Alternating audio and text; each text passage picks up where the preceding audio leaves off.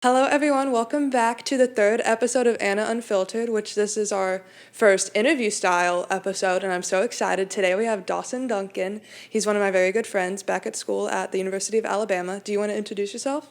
Well, like she said, my name is Dawson Duncan, and I got into politics at the age of 8. That's when my family started the foster care process with my two little sisters. And so it really opened my eyes to how screwed up our government and our systems were. And that's when I got into politics and really started doing a deep dive into things. So today we will be talking about controversies within the Republican Party. We both, I would say, identify as conservative, and he doesn't agree with me, but I feel like we do have some disagreements on things, or at least we don't see everything eye to eye, so we're going to get into that. 1, 2, 3, 4.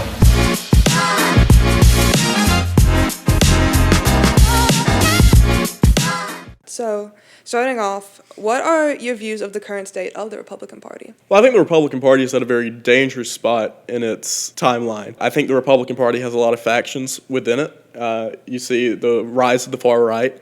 And for years, the Republican Party has kind of gloated that the Democratic Party is divided between the socialists and the more moderates. And while that's true, Democrats are going to vote blue no matter who. That's their saying, and it's true. You can look at Mandami in New York. No matter what, they're going to vote for the Democratic candidate. And that's been proven time after time, to where the Republican Party will not. And so with the rise of the far right, the isolationist type people, I think you have a really strong divide within the Republican Party right now. And the Republican Party cannot be divided. The Republican Party has less registered voters than the Democratic Party already. So if you divide them, now, and I don't think it's nowhere near a 50-50 split between the far right and the moderate Republicans.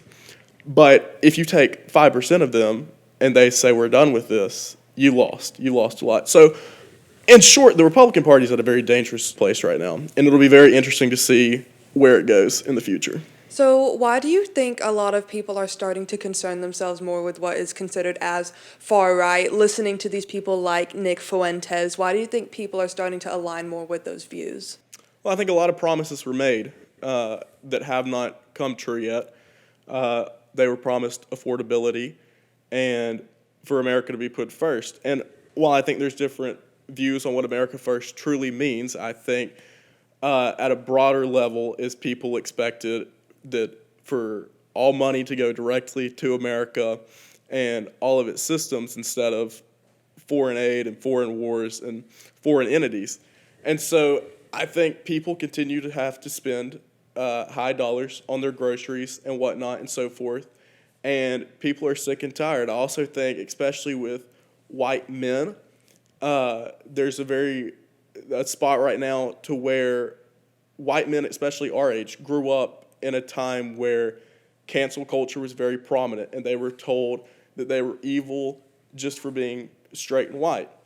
And now these people, they've grown up and they've reached the voting age, and they've reached this spot to where they have power, and they've realized that, no, we're not evil just because of how we were brought up and raised and how God made us. And it's starting to reflect that way in how they vote. And I'm a straight white male, and I don't necessarily agree with everything that they have to say, but I can definitely see why it's appealing and why it's taken over. So, do you think the Republican Party can move forward without Trump, or is he still essential in the party's future? I don't know if it's necessarily Trump. I think Trump has a big role to play in the future of the Republican Party. When Trump's not on the ballot, Republicans don't turn out. That's been proven time and time again. You can look at the 2018 midterms, the 2022 midterms, and you can look at the recent elections. When Trump is not on the ballot, Republicans don't show up. I do think that the Republican Party can survive. I mean, it survived this long. It's going to survive without Trump. It can't go back to this globalist, neocon, Bush-style Republican Party. That'll never win. The Republican Party and the Trump Republican Party was able to garner a whole bunch of new voters with this populist working class movement. And you have to continue that to the future, and the future is very America first. So what do you think America First actually means in practice? Like when people are wanting us to be America First, I know you spoke about people wanting to solely put money into America and not have any foreign aid, but practically, how do you think the government can set up that America First ideal that people want? I think there's a lot of different definitions of what America First is. I think a lot of people look at America First in short, when I think you have to look at it in the long run. I think you have to invest into America and into America's safety and into America's future. I love the idea on the outer scope of things of America not investing in other countries and pulling out of every foreign country. That sounds great in theory. But the problem is that if America is not there, then there's a vacuum that's created and another superpower takes over, whether it be China or Russia. So whether you like it or not, it's much better for America's involvement than China or Russia. Now, I'm solely against forever wars and what we did in the Middle East. You can never convince me otherwise. What we did was wrong. But to say that America should have no involvement and that we should pull out completely is utterly dangerous. To fully invest in America, you have to invest in its security and its safety net, and sometimes that is investing in foreign countries. So do you think the party is divided on foreign policy because of values or because of distrust in institutions? Oh, I think it's 100% distrust in institutions. And there's not a reason for Americans to trust in institutions. We'll go back to 2003 when the Bush administration and its institutions told us that there were weapons of mass destruction in the Middle East. And so we invaded the Middle East.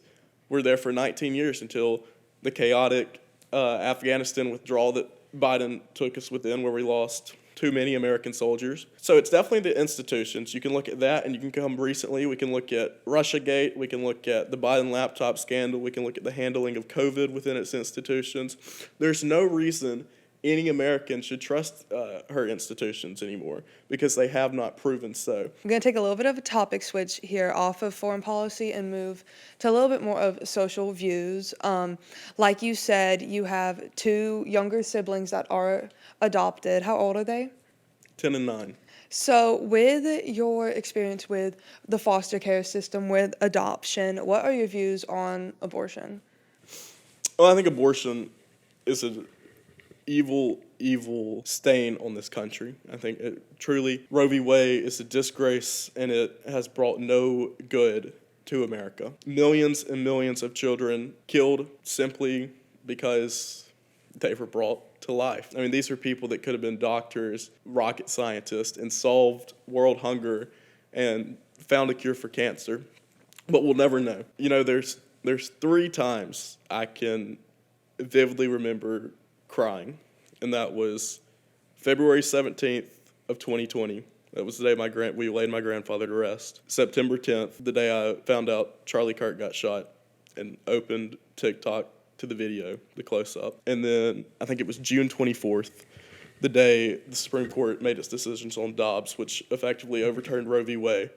It was the summer, and I was cutting grass, and my neighbors probably thought I was an idiot because I was out there cutting grass in tears, because one of the early things I got involved in when I got into politics when I was 8 was abortion, and I just always thought it was fundamentally wrong, and that there was at the time, I wasn't able to ever put myself in anybody else's shoes, and I just thought I was always right. And I can put myself in shoes of people now and understand why they think that way. Seeing these little children, and especially newborn babies and children that are born early, and for people to say that that's not a life, it's just appalling to me. Especially I encourage you, if you don't believe that's life, go watch a video of what an abortion truly does, especially in late term, of how they rip the legs out. And I mean, just watch it and then form your opinion on it. But I mean, I truly believe that it's life at conception. A lot of women's defense is, oh, you're a man, you shouldn't be able to say what I can do with my body. And I feel like a lot of this is from the fourth wave of feminism that we've been seeing from like the 90s going into the 2000s. A lot of women just want to remove themselves from the narrative of men control my life. And I feel like that also translates into what they can do with their bodies when it comes to abortion, which is insane to me. That could translate into a man saying, oh, you're a woman, you can't have an opinion on this, this, and this. I feel like it's kind of hypocritical in that sense, because we've moved so far to make women be accepted, and then they're going to say, oh, actually, I can't accept a man's opinion. I mean, why do you think that women are so against like men having a voice within the abortion scope? Like you said, I think it's the fourth wave of feminism. I think it's a power grab, and truthfully, that's an easy thing to say, is if you're pro-choice, is that you're a man and you have no say in it. But I mean, it takes two to tango. There's a reason that there's a baby in that womb. It wasn't done just by one's will. It was done by two. And now there's certain cases and whatnot to where it wasn't done free will, and that's another story. I think it's a dangerous game where you start saying that one gender can't have an opinion on it because they have nothing to do with it, that it's their body. But I mean, my argument is that, yeah, it takes your body to grow this child, but you're also killing a human being within itself. The only difference is that it's inside of your body. It's a human being too. I think it's very, very dangerous to start saying who cannot have opinions on certain topics. So, I mean, how do you think abortion does affect men? I mean, because I bet there are so many instances of a man wanting to and being very willing of raising a child, and the woman's just like, no, I don't want to do this. I mean, how do you think it affects the man's side of it? I think it's a mental thing. I mean, I've seen some of the strongest men in my life and just throughout life who are just brought to tears when seeing their child or a child. I mean, you see a completely different side of a man when a child is at play. It just brings out a joy in them, a softness in their heart. And I think mentally it destroys them. I mean, if you look, I don't know the exact number, but a lot of people, and women and men, later on in life regret their abortions. At the time, it sounds great. You have all these, the Planned Parenthood pushed this abortion like it's this great thing, but it's nasty and it should never be praised. So after the overturning of Roe v. Wade, do you think, I mean, the government entirely, but specifically the Republican Party was prepared for that? In what terms do you want to look at it and prepare it? I mean, the Republican Party most states had what we call trigger laws. So as soon as Dobbs was overturned, Roe v. Wade was able to be overturned, these trigger laws went into effect where it immediately restricted abortion or outright banned abortion in many states. So in that sense, yeah, Republicans were prepared. But in terms of economically and supporting these children, no, not at all. I think Republicans really failed this. I mean, you can look at, especially in the state of Alabama, the Republican Party has failed at its social systems within foster care and adoption services. I forgot the exact numbers, but the American Families Act, I think is what it is, it suggests that it should take 12 months at most for TPR to terminate parents' rights and start the adoption process. In Alabama, it averages 22 months. That's a problem. The poverty rate's a problem. You have to be able to economically support these children. You can't just force life on earth, which, I mean, it should. Like I said, abortion is outright wrong. But you have to be able to support these children once they're brought into this world. It's not a selling point. Foster care and adoption services isn't going to turn out a large voter base. Melania Trump, she's worked on the foster care initiative, and so a lot of respect to her. But I still think there's a lot of work to be done. A lot of people say that Republicans are pro-birth and not pro-life, and I definitely agree with that to an extent. Abortion has just become such a, I guess, mainstream topic in a way, and that's really why so many people are concerned about it. But a lot of people don't think about the ways to sustain that life outside of the womb. Well, abortion's heavily politicized because it turns out the vote. Mm-hmm. And so, I mean, you can argue whether the 2020 election was fraudulent or not. But truthfully, if Roe v. Wade wasn't on the ballot in 2020, I think that Trump wins in a landslide. Time and time again, Democrats bring out the vote simply because they put abortion on the ballot. Whether that be physically they put an amendment to it or it's just a talking point, but it brings out the vote. If you look at it from a political strategist standpoint, Republicans are foolish to say, let's outright ban abortion. Because I think an outright ban only 12% of the country supports. So, I mean, you have to look at it in terms of, do you want a Republican who's going to support an outright ban that really doesn't stand a chance of winning? Do you want a Republican who supports a 9-week ban, a 6-week ban? Or do you want a Democrat who supports abortion up to birth? With the odds that your Republican that supports an outright ban doesn't stand a chance of winning. Your Republican who supports the 6 or 9-week ban or whatever, 12-week, has a 50-50 shot with the Democrat. So now your odds are much better. If you run the Republican who supports a full-out ban, you're going to lose. But then you stand a 50-50 chance of the 6 to 9-week Republican. And so you have to ask yourself, do you want 6 to 9 weeks or do you want up to birth? And so from a political strategist standpoint, you have to take what you can win. And it's disgusting, it's nasty, it shouldn't be that way. But you have to ask yourself when you're running these candidates, who can win? And that's just how it is in America right now. And I think it's a failure among the church. I think the church tries to stay out of politics too much, and one, that was the IRS's fault, because the IRS at the time, because of the taxes, exemptions and whatnot, banned being able to endorse candidates from the pulpit or whatever, which luckily that's changed. But the church has to get more involved in politics. Politics cannot influence the church, but the church has to influence politics. And that's one of those things, is a lot more than 12% of America goes to church, but only 12% of America supports a ban on abortion. America and its systems are never going to fully work. Charlie Kirk was a big advocate of this, is that private charities and the churches and whatnot have to get more involved. That government systems and agencies are never going to be the full answer, but the church is. So what do you have to say to people that don't think that the church should get involved into politics? Because, I mean, to play devil's advocate in a sense, we are in a free country. I mean, we don't have to force religion onto people. So what do you think the church's role should be within politics? Well, I don't think the church has to be forced upon people, but I think the church should influence its members and its congregation.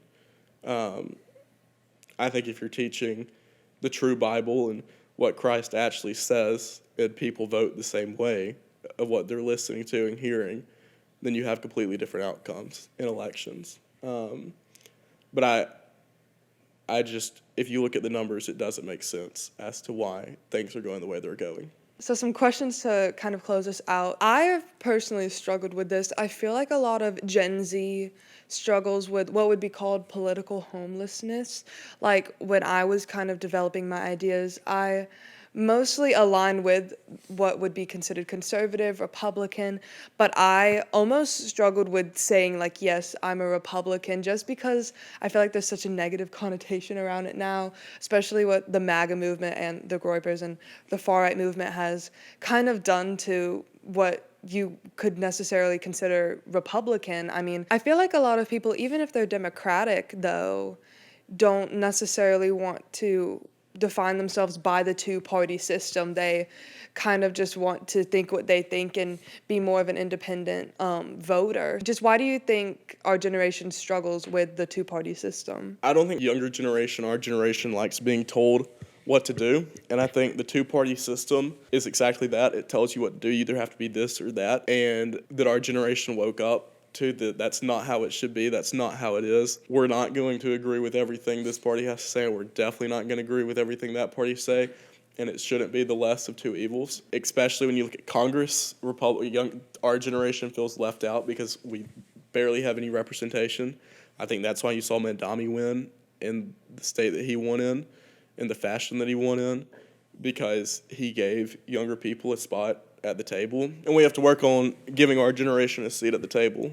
We did a good job of that in 2024. We saw the numbers with our generation increase a lot, and that has to do with a lot because the RNC created a youth advisory board, and Trump was just really good and effective at using social media. We can't back down from this. We have to continue and open more seats for our generation, especially in Congress. I think that our generation feels especially left out in Congress because I think the average age in Congress is around the 60s. That's the average age of most congressmen and women. Voters in our generation feel like they're not homeless when it comes to party affiliation and the parties within America.